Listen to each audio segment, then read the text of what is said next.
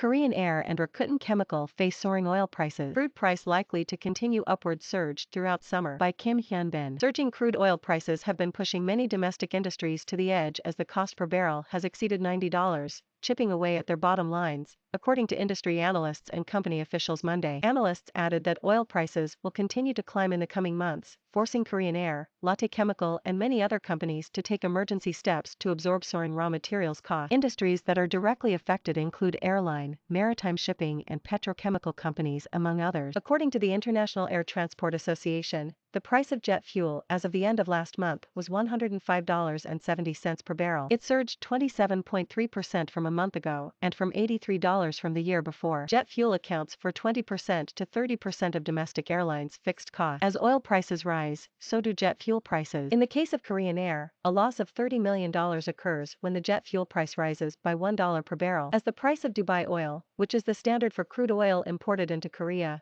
broke the $90 mark for the first time in 7 years, the high price of jet fuel is expected to continue. Although airlines are responding to the surge in oil prices by hedging the purchase of jet fuel in advance when oil prices are low, profitability deterioration is inevitable in a situation where high oil prices are prolonged. In the case of Korean Air, they make deals with an option to purchase an additional 30% at the initial set price of the purchase. So they are capable of managing the high oil price, but if the situation is prolonged, it will become a burden on consumers who will have to pay increased fuel surcharges, an industry official familiar with the matter said. The officials believe the resumption of international passenger demand is urgent, but resuming routes prematurely could cause even greater losses. Korean Air, which posted a record 1.46 trillion won in operating profit last year backed by strong cargo sales, plans to respond to the surge in oil prices this year by cutting fixed expenses. The shipping industry also feels the pressure of rising costs. As of 2020, the amount of fuel used by the largest container shipping company in Korea, accounted for 500 billion won. As oil prices continued to rise, the cost rose to 680 billion won in the third quarter of last year. If oil prices rise for a long period of time, the cost burden will increase. We will continue to monitor the situation closely and respond accordingly, an